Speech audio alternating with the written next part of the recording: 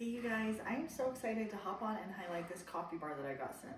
This thing is awesome and I love it for a few different reasons. First of all, it's really cute. It's got the really pretty wood grain tone to it, which I absolutely love. It just looks nice and high quality, which is a great feature.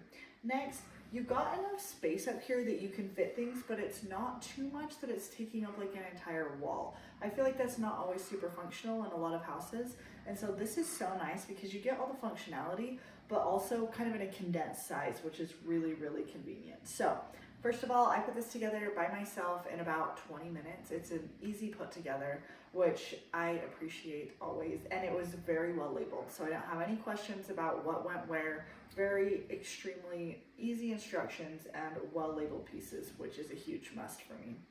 Next thing, I just want to kind of give you a rundown of what this has. So we've got our top serving area right here, and then we have two drawers.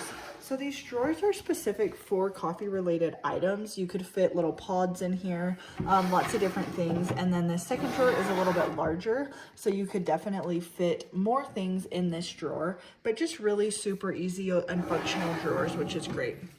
Then if we come right here, we have a shelf.